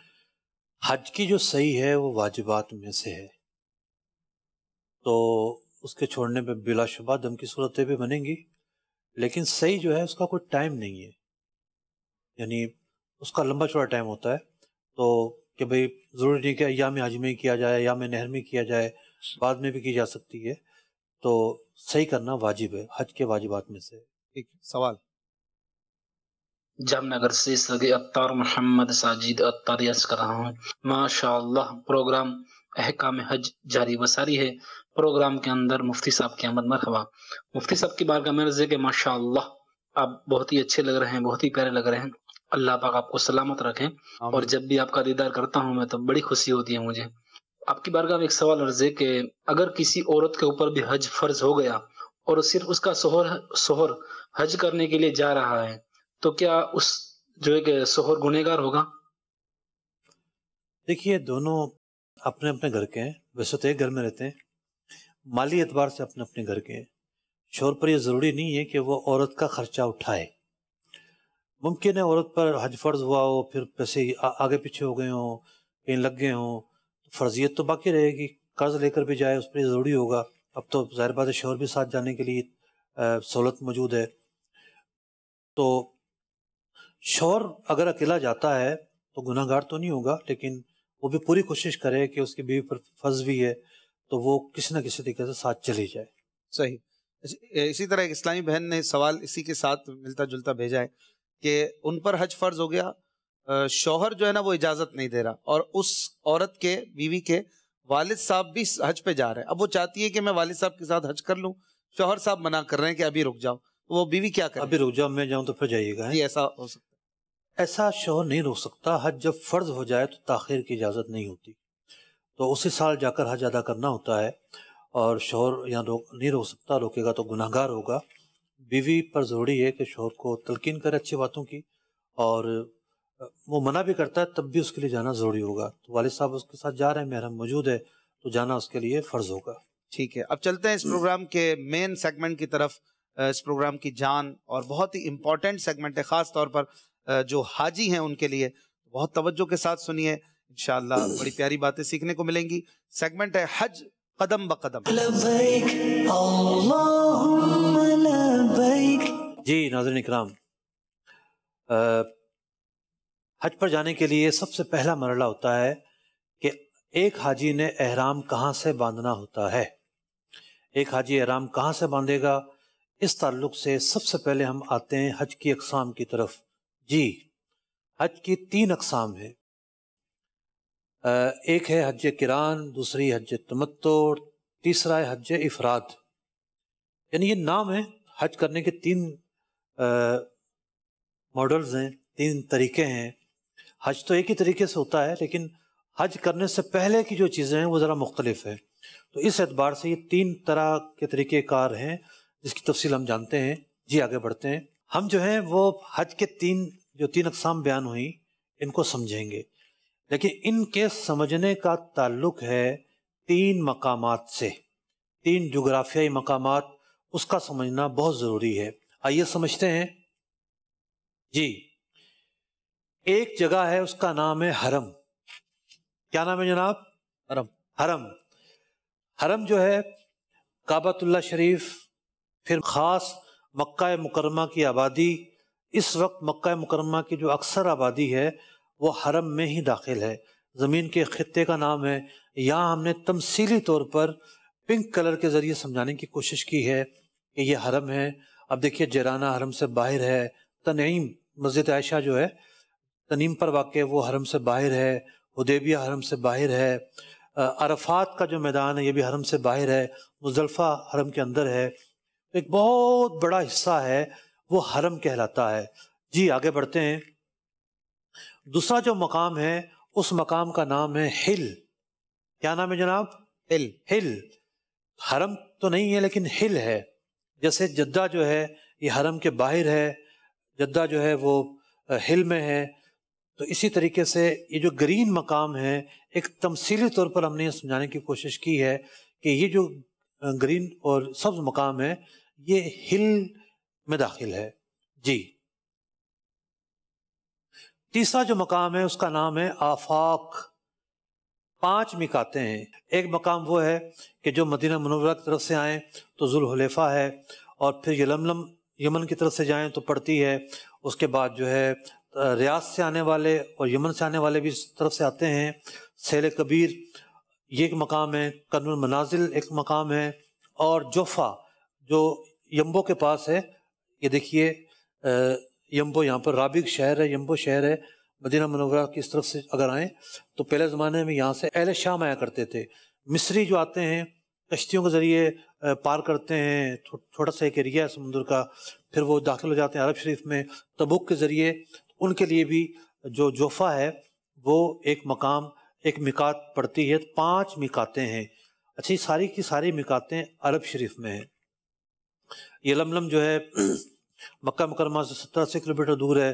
یہی حال جو ہے وہ طائف کی میقات کا ہے. جو مدینہ منورہ کی میقات ہے یہ تقریباً 400 کلومیٹر دور ہے. جوفا کی جو میقات ہے یہ جدہ اور مکہ کے درمیان ہے، یعنی مکہ مکرمہ سے تقریباً جو ہے یہ میقات 200 کلومیٹر دور ہے. تو یوں یہ ساری میقاتیں کعبۃ اللہ کے گرد گرد ہیں، یعنی ارد و گرد میں ہیں. اب یہ جو حصار ہے، یہ جو یلو ایریا ہے، یہ سارا کہلاتا ہے آفاق. خود عرب میں رہنے والے لوگ بہت سارے آفاق میں ہیں، یعنی مدینہ منورہ آفاق میں ہیں. اسی طریقے سے جو علاقہ ہے ریاض وہ آفاق میں ہے، دمام آفاق میں ہے، بہت سارے شہر آفاق میں ہیں. اسی طریقے سے پاکستان، ہندوستان، برطانیہ، باہر کے ملکوں کے جو بھی لوگ جاتے ہیں وہ آفاق سے جاتے ہیں. تو ہم نے اب تک کی گفتگو میں یہ جانا کہ 3 مقامات ہیں. ایک مقام کا نام ہل ہے، ایک مقام کا نام حرم ہے، اور ایک وہ خطہ ہے جسے آفاق کہتے ہیں جو میقات کے باہر واقع ہے. اب آگے چلتے ہیں اور اصل مقصود کی طرف آتے ہیں. یہ تو ہمارا ایک مقدمہ تھا، ایک تمہید تھی. حج کی ہم نے 3 اقسام کی تھیں، اور پہلی جو قسم تھی کہ حج قران کرنے والا حج کا احرام کہاں سے باندھے گا. جی جناب چلتے ہیں ہم. حج قران وہی کر سکتا ہے جو میقات کے باہر رہتا ہے. جدہ کا رہنے والا حج قران نہیں کر سکتا، مکہ کا رہنے والا حج قران نہیں کر سکتا. وہی شخص حج قران کرے گا کہ جو میقات کے باہر رہتا ہے. تو یہ لامحالہ میقات کے باہر سے آ رہا ہے. کس طرح یہ حج کا احرام باندھے گا؟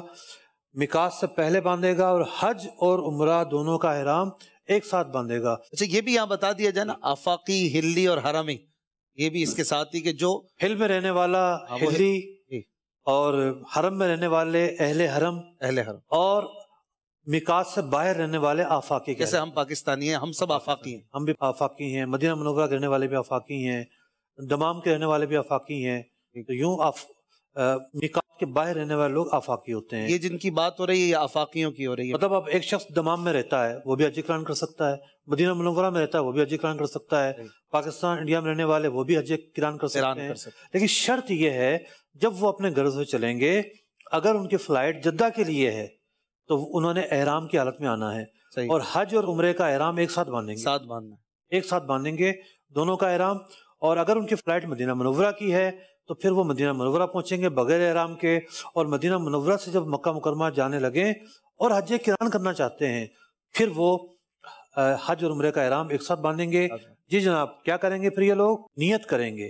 اب میں نیت نہیں کر رہا ہوں، ورنہ تو اس طرح کرنے سے بھی نیت ہو سکتی ہے، میں ایک دہرا رہا ہوں آپ لوگوں کے لیے، آپ لوگوں نے بھی نیت نہیں کرنی۔ اللہم انی ارید العمرۃ والحج فیسرہما لی، اے اللہ میں حج اور عمرے کی نیت کرتا ہوں، میرے لیے آسان فرما دے، وتقبلہما منی، ان دونوں کو قبول فرما۔ اور وہ یوں کہے گا نویت العمرۃ والحج واحرمت بہ، میں نے حج اور عمرہ کی نیت کی اور مخلصا للہ تعالی، اور احرام باندھا اللہ کے لیے۔ تو یوں کر کے وہ نیت دل میں کرے گا۔ عربی میں کہیں معنی سمجھ میں نہیں آیا، کافی نہیں ہوگا، ویسے تو معنی تو بن جاتا ہے کہ میں نیت کر رہا ہوں، اتنا دل میں ہونا کافی ہوتا ہے، لیکن یہ الفاظ پڑھنا اس کی برکتیں ہیں، اللہ تعالیٰ سے بتنا مدد مانگ رہا ہے، دعا کے الفاظ کہہ رہا ہے۔ اور پھر صرف نیت کرنے سے احرام شروع نہیں ہوگا، نیت کرنے کے بعد مرد ہو یا عورت تلبیہ پڑھنا ضروری ہے۔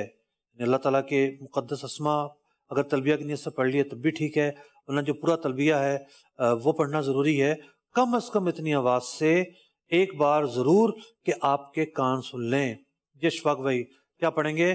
لبیک اللہم لبیک لبیک لا شریک لک لبیک ان الحمد والنعمت لک والملک لا شریک لک لبیک اللہم لبیک لبیک لا شریک لک لبیک ان الحمد والنعمت لک والملک لا شریک لک لبیک اللہم لبیک لبیک لا شریک لک لبیک ان الحمد والنعمت لک والملک لا شریک لک۔ اچھا 3 دفعہ یوں بھی پڑھا گیا، خیر ابھی تو خیر موقع بھی نہیں تھا لیکن سکھانے کے لیے پڑھا گیا۔ تلبیہ جب بھی پڑھا جائے تو بہتر ہے کہ 3 دفعہ پڑھا جائے، اور اٹھتے بیٹھتے چلتے پھرتے جب بھی مومنٹ چینج ہو تو تلبیہ پڑھنے کی ایک اہمیت بڑھ جاتی ہے۔ وہ شعر بھی اگر سنا دیں تو فضا میں لبیک کی صدائیں، فضا میں لبیک کی صدائیں زفر شتا عرش گونجتی ہیں، لبیک اللہم لبیک لبیک لا شریک لک لبیک ان الحمد والنعمت لک والملک لا شریک لک۔ فضا میں لبیک کی صدائیں زفر شتا عرش گونجتی ہے، ہر ایک قربان ہو رہا ہے زبان پہ اس کا نام آیا۔ مجھے امین بھائی وہ فضائیں بھی یاد آ گئیں۔ امین بھائی ہمارے ساتھ تھے، فضل بھائی ان کی ویل چیئر چلا رہے تھے، اور ہم نکلے مینا سے پیدل عرفات جانے کے لیے، اور پیدل جانے میں اتنا سرور ہے کہ آپ کے ہر طرف سے قافلے روانہ ہو رہے ہیں، آگے پیچھے ہر بندہ لبیک پڑھ رہا ہے، اور مصری پڑھ رہے ہیں یا شامی پڑھ رہے ہیں یا کوئی کسی اور ملک کے پڑھ رہے ہیں، ایک ہی نعرہ ہے سب کا اس دن، لبیک اللہم لبیک. مائکروفون ہاتھ میں ہوتا تھا امین بھائی کے، اور گائے بگائے کبھی کلام پڑھتے تھے، کبھی لبیک پڑھتے تھے. واہ، کیا فضائیں تھیں ہیں. اللہ پاک پھر سے چاروں طرف ایک ہی صدا آتی تھی. سبحان اللہ. چلیں آمین. آگے بڑھتے ہیں جناب. حج کران کے متعلق ہم نے سنا کہ حج کران والا احرام کہاں سے باندھے گا. اب آتے ہیں حج افراد والے کی طرف. سب سے پہلے تو میں یہاں یہ کلیئر کر دوں کہ حج افراد سارے لوگ کر سکتے ہیں. مکہ مکرمہ کے رہنے والے صرف حج افراد ہی کریں گے. اسی طریقے سے جو ہل میں رہتے ہیں وہ حج افراد ہی کریں گے. ہل میں رہنے والے اور حرم میں رہنے والے نہ تمتع کریں گے نہ قران کریں گے. لیکن جو آفاق میں رہنے والے ہیں وہ تینوں کے تینوں حج کر سکتے ہیں، تو یوں افراد بھی کر سکتے ہیں. تو افراد والا احرام کہاں سے باندھے گا؟ اگر تو میقات کے باہر سے آ رہا ہے. ہم نے قران کی تفصیل بتاتے ہوئے سنا کہ اس میں حج اور عمرے کا احرام ایک ساتھ باندھنا ہے. یہاں معاملہ مختلف ہے. حج افراد میں عمرہ نہیں ہوتا، صرف اور صرف حج کا احرام باندھا جاتا ہے. تو میقات کے باہر سے آنے والے میقات سے پہلے پہلے حج کا احرام باندھیں گے، صرف حج کا احرام باندھنا ہے. آگے چلتے ہیں.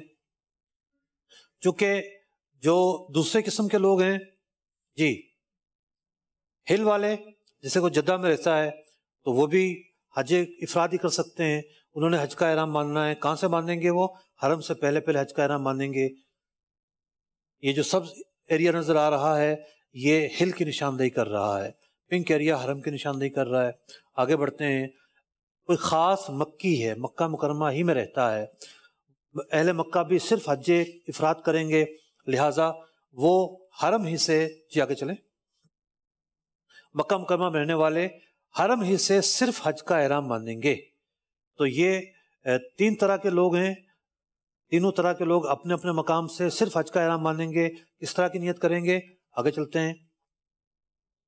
حج افراد کی نیت: اللہم انی ارید الحج فیسرہ لی وتقبلہ منی واعنی علیہ وبارک لی فیہ. یوں کہے گا نویت الحج واحرمت بہ للہ تعالی، کہ میں نے جو ہے وہ حج کی نیت کی، اے اللہ اسے آسان فرما، قبول فرما، میری مدد فرما اور اس میں برکت فرما، اور میں نے تیرے لیے احرام باندھا. نیت کرتے ہی، تلبیہ پڑھتے ہی وہ حالت احرام میں داخل ہو جائے گا. جی جناب، دو طرح کے حج کور ہوئے. اچھا مفتی صاحب، آپ یہ کہہ رہے ہیں کہ صرف حج کا احرام باندھے گا، صرف حج افراد میں. یہ ایک سوال پیدا ہو رہا ہے نا کہ بھئی ویسے حج پہ ہی تو جا رہے ہیں تو حج ہی کا احرام باندھیں گے، یہ صرف حج کا باندھے گا، اور تمتع قران میں آپ نے یہ صرف نہیں کہا تھا، اس کا تھوڑا سا فرق اگر بتا دیں. قران بیان ہوا ہے، ابھی تک ہم نے تمتع بیان نہیں کیا. قران میں دونوں احرام ایک ساتھ باندھے جاتے ہیں. قران کرنے والا عمرہ تو کرتا ہے جا کے، لیکن احرام نہیں کھولتا، وہ اسی احرام میں باقی رہتا ہے، کنٹینیو کرتا ہے. تو حج اور عمرے کو ایک ساتھ وعدہ کرتا ہے. حج افراد کرنے والا یہ عمرہ نہیں کرتا. یہی فرق ہے نا کہ عمرہ نہیں صرف حج کرے گا، صرف حج کرے گا. عمرہ شروع میں کرے گا ہی نہیں جا کے. چونکہ اس میں ایک ہی فعل ہے، دو فعل نہیں ہے. صحیح. اس لیے یہ سب سے کم افضل حج ہے. اچھا، حج افراد جو ہے سب سے کم افضل حج ہے. اس میں قربانی بھی واجب نہیں ہے. اچھا جی ہاں. تو ایک حج قران ہے، ایک حج افراد ہے. تیسرا جو حج ہے وہ ہے حج تمتع. اس کی طرف بڑھتے ہیں. جی جناب، حج تمتع کرنے والے نے دو کام کرنے ہیں. کیے تو دو کام قران والے نے بھی تھے، لیکن ایک احرام کے ساتھ کیے تھے. یہ دونوں کو الگ الگ کرے گا. تو حج تمتع پہ جانے والا لوگ حج پہ جا رہے ہوتے ہیں اور تمتع کر رہے ہوتے ہیں. بعض ایسے بھی ہیں جو حج کی نیت کر لیتے ہیں. بالکل. ان کو عمرے کی نیت کرنی ہے. تمتع کر رہے ہیں، جو بہت پہلے جن کی فلائٹیں ہیں وہ تمتع کرتے ہیں، وہ جا کر مکہ مکرمہ میں عمرہ کرنے کے بعد احرام کھول دیتے ہیں. تو انہوں نے میقات سے پہلے لازمی طور پر عمرے کی نیت کرنی ہے. صرف عمرے کا احرام باندھنا ہے. عمرے کا احرام میقات سے پہلے پہلے باندھنا ہے. ہم سن چکے ہل والے تمتع نہیں کریں گے، قران نہیں کریں گے، اور اسی طریقے سے جو حرم والے ہیں وہ تمتع اور قران نہیں کریں گے، تو آفاق والے کریں گے. تو یہ مختلف جگہ نظر آ رہی ہے. کوئی مدینہ منورہ سے جا رہا ہے، کوئی طائف کی طرف سے جا رہا ہے، کوئی یلملم عرب میں رہتا ہے وہیں سے اس کو آنا ہے. تو یہ صرف عمرے کا احرام باندھیں گے. آگے چلتے ہیں. یہ کس طرح نیت کریں گے عمرے کی؟ عمرے کی نیت اس طرح کریں گے: اللہم انی ارید العمرۃ فیسرھا لی وتقبلھا منی واعنی علیہا وبارک لی فیہا نویت العمرۃ واحرمت بہا للہ تعالی. جو ترجمہ ہم نے پہلے کیا، حج کے متعلق سے وہی ترجمہ ہے کہ اے اللہ میں نے عمرہ کی نیت کی، اسے آسان فرما دے اور اس میں برکت پیدا فرما، میں نے عمرے کی نیت کی اور احرام باندھا اللہ کے لیے، یوں وہ نیت کرے گا۔ جی جناب آگے چلتے ہیں، ٹائم بھی ہمارا تقریباً ختم ہونے جا رہا ہے۔ اب عمرہ کر لیا حاجی نے اور احرام کھول دیا، مکہ مکرمہ میں رہ رہا ہے، اب مزید عمرے کرنے چاہتا ہے تو کرے، بے شک کوئی منع نہیں ہے، لیکن ہولات رکھے، معتدل راہ اپنائے۔ بعض لوگ صبح و شام 2 عمرے کر رہے ہوتے ہیں، اپنے آپ کو اتنا نہ تھکائے کہ بیمار پڑ جائے، جس کام کے لیے آیا ہے وہ پھر مشکل ہو جائے۔ تو بہت معتدل طریقے سے عمرہ کرنا چاہتا ہے تو منع نہیں ہے، لیکن رش کو دیکھ کے، حالات کو دیکھ کے، اپنی عمر کو دیکھ کے، اپنی رہائش کہاں ہے اس کو دیکھ کے، سب چیزوں کو دیکھ کے مزید عمرے کرنا چاہتا ہے تو مکہ مکرمہ میں رہتے ہوئے عمرے کر سکتا ہے۔ اب حج کا موقع آنا ہے، حج کا احرام باندھنا ہے۔ اب حج کا احرام یہ کہاں سے باندھے گا؟ جو عمرہ کر کے احرام کھول چکا اور لا محالہ یہ حج تمتع کرنے والا ہے۔ جی جناب، بعض حاجی ایسے ہوتے ہیں مکہ مکرمہ جاتے ہیں، مکہ مکرمہ جانے کے بعد وہ مدینہ منورہ جاتے ہیں، پھر وہ واپس آ رہے ہوتے ہیں۔ یہ واپس آتے ہوئے ان کے پاس 2 آپشن ہیں۔ اگر ان کی واپسی بہت پہلے ہے، جیسے مثال کے طور پر 4-5 ذوالحجہ کو کے بجائے ان کی واپسی ذوالحجہ سے بھی پہلے ہے، 1-2 ذوالحجہ کو ہے، تو یہ بے شک مدینہ منورہ سے آتے ہوئے دوبارہ عمرہ کر لیں، یہ بھی پاسبل ہے۔ اور اگر قریب کی واپسی ہو رہی ہے، بالکل 4-5 تاریخ کی واپسی ہے اور عمرہ کرنے کا موقع ہی نہیں ملے گا ان کو، یہ مدینہ منورہ سے ہی اب حج کا احرام باندھ سکتے ہیں۔ حج کا احرام باندھ کر آئیں گے اور آ کر کچھ بھی نہیں کرنا، اب ان کو مسجد الحرام جانا ضروری بھی نہیں ہے، کہ براہ راست مینا جا سکتے ہیں۔ تو ایک صورت یہ بنی کہ تمتع کرنے والا عمرہ کرنے کے بعد مدینہ منورہ چلا گیا اور وہاں سے اس نے حج ہی کا احرام باندھ لیا، یہ بھی پاسبل ہے۔ دوسری صورت کی طرف جاتے ہیں ہم۔ جی دوسری صورت یہ ہے کہ جی تمتع کرنے والا عمرہ کرنے کے بعد حرم میں ہی ہے، مکہ مکرمہ ہی میں ہے، تو اب ویسے تو 8 تاریخ کو احرام باندھے، لیکن آج کل 7 تاریخ کو ہی بسیں آ جاتی ہیں، لوگوں کو لے جانا شروع کر دیتی ہیں، تو حاجی 7 تاریخ کو احرام باندھتے ہیں۔ عزیزیہ بھی حرم میں ہے، لوگ پوچھتے ہیں عزیزیہ سے باندھ سکتے ہیں؟ جس کا جہاں ہوٹل ہے وہاں سے وہ احرام باندھ سکتا ہے۔ مسجد الحرم شریف میں آنے کا موقع ملتا ہے تو وہاں سے بھی نیت کر سکتا ہے۔ مطلب چادریں باندھنی ہیں، خواتین کو تو چادریں بھی نہیں باندھنی، اپنے عام لباس میں ہوں گی وہ۔ اصل چیز ہے نیت کرنا، تلبیہ پڑھنا، حج کے احرام میں داخل ہونا۔ تو جب یہ موقع آئے گا تو یہ لوگ تمتع والے حج کا احرام باندھیں گے۔ جی کیا نیت کریں گے پھر یہ لوگ؟ جی اللہم انی ارید الحج فیسرہ لی وتقبلہ منی واعنی علیہ وبارک لی فیہ، نویت الحج واحرمت بہ للہ۔ اے اللہ میں نے حج کی نیت کی، اسے آسان فرما، قبول فرما میری طرف سے، اور میری مدد فرما اور برکت فرما۔ اور میں نے حج کی نیت کی، احرام باندھا، تلبیہ جب وہ پڑھے گا تو پوری طور پر جو ہے وہ احرام میں آ جائے گا۔ احرام میں آ جائے گا تو اب احرام کی پابندیاں اس پہ شروع ہو جائیں گی، اور اب وہ جب بھی گاڑیاں آ جاتی ہیں مینا کی طرف روانہ ہوگا، 7 کو لوگ نکل جاتے ہیں، 7 کو جانا پڑے گا اور اس کے مناسک حج کی ادائیگی شروع ہو جائے گی۔ صحیح، اگر وقت ہے تو 1-2 کال ہم لے لیتے ہیں۔ حج قدم بقدم میں ابھی بہت بنیادی چیزیں بیان ہوئی کہ حج کتنے ہیں اور کون سا حج کرنے والا کہاں سے احرام باندھے گا، یہ باتیں بیان ہوئی۔ اور نارملی دیکھا جائے تو 90% شاید تمتع ہی کرتے ہوں گے، جو تیسرا والا حج باہر سے جانے والے تو اب وہ جو اسپیشلی حج تمتع ہے پھر وہ اس پر فوکس رکھیں اور اس کو جو ہے وہ زیادہ اس میں ٹرین ہو جائیں۔ اور بڑی پیاری بات ہے کہ نارملی عمرے کیے ہوتے ہیں تو یہ ذہن میں ہوتا ہے کہ جب بھی عمرہ کرنا ہے تو حدود حرم سے باہر جائیں گے، پھر وہاں سے احرام پہنیں گے۔ تو حج میں ایسا نہیں ہے نا، جیسے آپ نے فرمایا حج کا احرام کہیں سے بھی باندھ سکتے ہیں، عمرے کا حرم کے اندر آ گئے، حرم سے نہیں باندھا جا سکتا۔ کوئی مکہ مکرمہ چلا گیا اس کو دوبارہ باہر جانا پڑے گا، عائشہ وغیرہ جائے پھر آ کر واپس آئے، لیکن حج کا جو احرام ہے وہ حرم سے ہی باندھے گا اگر وہ حرم میں ہے۔ اگر ایک آدمی کا بھائی رہتا تھا جدہ، وہ جا کے جدہ رہنا شروع کر دیا، اب وہ جدہ سے بھی باندھ کے آ سکتا ہے۔ ٹھیک ہے، جدہ سے آئے گا تو اس کو وہیں سے باہر سے باندھنا ہوگا، اچھا ہل سے باندھنا اس کے لیے ضروری ہوگا، وہ اندر آ کے نہیں باندھ سکتے۔ جی ہاں۔ وقت جو ہے وہ اختتام کی طرف ہے، کچھ سوالات آخر میں شامل کرتے ہیں، 1-2 شعر بھی اگر امین بھائی سے سن لیے جائیں۔ پہلے 1-2 سوال لے لیں پھر آخر میں سوال لے لیتے ہیں، پھر انشاءاللہ آخر اختتام ناز شریف پہ کرتے ہیں۔ سوال دیجیے۔ مفتی صاحب سے میرا سوال یہ ہے، جس پر حج فرض ہو اس نے حج کی تیاری کی اور حج کی فلائٹ سے پہلے وہ بیمار ہو گیا، اب وہ حج پہ نہیں جا سکتا، کیا اپنی جگہ کسی اور کو حج کروا دے تو اس کی طرف سے حج فرض ادا ہو جائے گا؟ اس کے بارے میں شرعی رہنمائی فرما دیجئے۔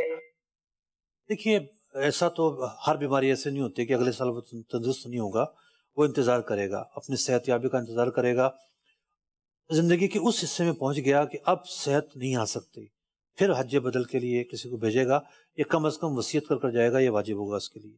دوسری کال راہیل احمد کراچی سے عرض کر رہا ہوں، مفتی صاحب ایک شخص یکم ذی الحجہ کو کراچی سے جو ہے مکہ مکرمہ جا رہا ہے، 12 تک جو ہے 12 ذی الحجہ تک جو ہے وہ مسافر رہے گا یا اس دوران جو یہ مقیم ہو جائے گا؟ اور اس کے بعد اگر مدینہ منورہ جانے کے لیے نیت کرنی ہے تو 12 کے بعد نیت کر سکتا ہے 15 دن سے پہلے؟ اس حوالے سے پوچھنا تھا مسافر اور مقیم کے حوالے سے۔ یکم ذی الحجہ کو جا رہا ہے حج کے لیے، وہ حج سے پہلے مسافر ہی رہے گا۔ حج کے بعد کی تفصیل آپ نے نہیں بتایا کہ مکہ مکرمہ وہ کتنا دن ٹھہرے گا۔ جی اگلا سوال۔ سوال یہ ہے مفتی صاحب کی بارگاہ میں، اگر کوئی شخص عرب شریف میں ہی کام کرتا ہے اور اس کے پاس اتنا وقت نہیں ہے، 9 ذی الحجہ کو اس کو اجازت ملی ہے اور 9 ذی الحجہ کو عرفات کے میدان میں اگر پہنچ جاتا ہے احرام باندھ کے، تو اس کا کیا حج ہو جائے گا؟ اس کے باقی جو واجبات چھوٹے تو اس کے تعلق سے وضاحت بیان فرما دیں۔ واجب اس کا کوئی نہیں چھوٹے گا، واجب تو کوئی بھی نہیں چھوٹے گا۔ حج کا احرام اگر میقات کے باہر رہتا ہے تو میقات کے باہر سے باندھ کر آئے، مکہ میں ہی رہتا ہے تو مکہ سے حج کا احرام باندھے، ہل میں رہتا ہے تو ہل سے باندھے، اور یہ جا کے میدان عرفات اگر چلا گیا ہے واجب تو کوئی نہیں چھوٹا، ڈائریکٹ عرفات میں آ سکتا ہے، چلا گیا تو واجب کوئی نہیں چھوٹا۔ اسے طواف قدوم کرنا تھا، اچھا جو سنت موقدہ تھا وہ یہ نہیں کر سکا، تو مینا کا قیام تھا، سنت موقدہ تھا، وہ نہیں کر سکا، اجازت ہی لیٹ ملی ہے۔ سنت موقدہ تھا، چھوڑنا نہیں چاہیے تھا، لیکن یہ ہے کہ واجب کوئی نہیں چھوٹا۔ جی آخری سوال لیتے ہیں ہم۔ اور احکام حج کے لیے ایک سوال پوچھنا چاہ رہا تھا، یہ معشر الحرام، یہ کیا، اس کا کیا مقصد ہوتا ہے؟ یہ کون سے، یعنی اس لفظ میں کیا معنی؟ مشعر الحرام، مشعر الحرام جو ہے ایک جگہ کا نام ہے۔ آج کل اس جگہ پر ایک مسجد ہے، اس جگہ مسجد کے نام سے اس کو جانا جاتا ہے۔ اصل یہ وہ جگہ ہے قرآن پاک نے جس کا ذکر کیا ہے۔ ایک پہاڑ تھا یہاں پہ، اس پہاڑ کی جگہ پہ اللہ رب العزت نے یہ فرمایا کہ اس جگہ تم جا کر وقوف کرو مزدلفہ کا، تو اصل تو مراد وہ جگہ بول کے پورا مزدلفہ مراد لیا گیا ہے، تو ایک نام ہے یہ مشعر الحرام۔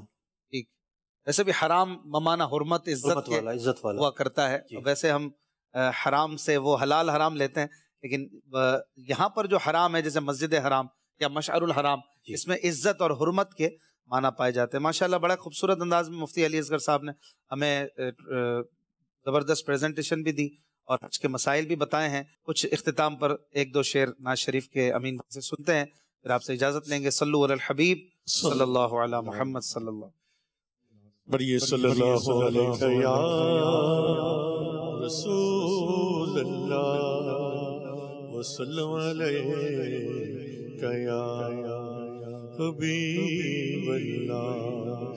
حاجیوں کے بن رہے ہیں قافلے پھر یا نبی، حاجیوں کے بن رہے ہیں قافلے پھر یا نبی، پھر نظر میں پھر گئے حج کے مناظر یا